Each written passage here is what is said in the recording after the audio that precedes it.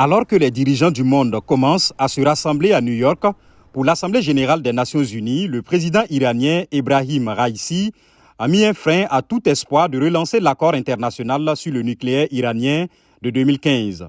Raïssi a déclaré à la télévision américaine CBS News que depuis que l'administration Trump s'est retirée unilatéralement de l'accord en 2018, Téhéran veut des garanties de Washington qui montrent que cela ne va plus se reproduire sous une nouvelle administration. Un expert a déclaré à la VOA qu'il serait très difficile pour toute administration américaine d'offrir de telles garanties à Téhéran.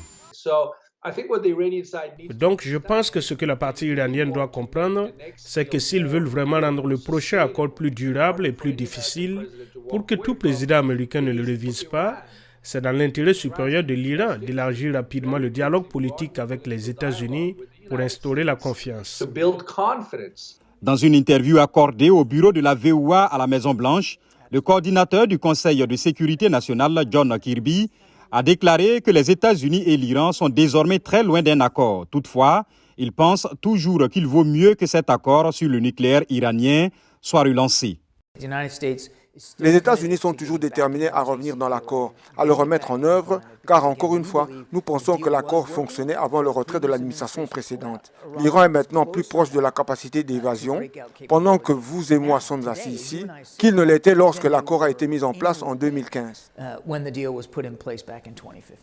À Capitol Hill, les législateurs républicains s'opposent aux efforts de l'administration Biden pour que l'accord soit à nouveau mis en œuvre.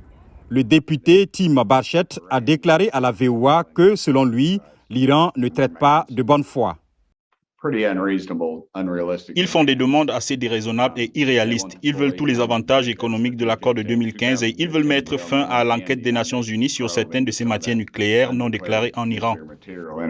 Michael McCaul, membre républicain de haut rang de la commission du service extérieur de la Chambre, a déclaré à la VOA qu'il s'inquiète de ce que Téhéran ferait si les sanctions étaient assouplies en cas de relance de l'accord sur le nucléaire iranien.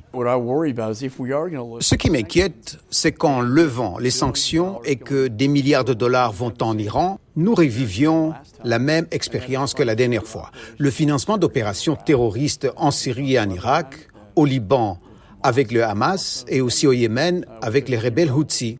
À l'âge de l'ONU, la ministre française des Affaires étrangères, Catherine Colonna, a appelé l'Iran à accepter la proposition sur table de relancer un accord nucléaire, avertissant qu'il n'obtiendrait pas de meilleure offre.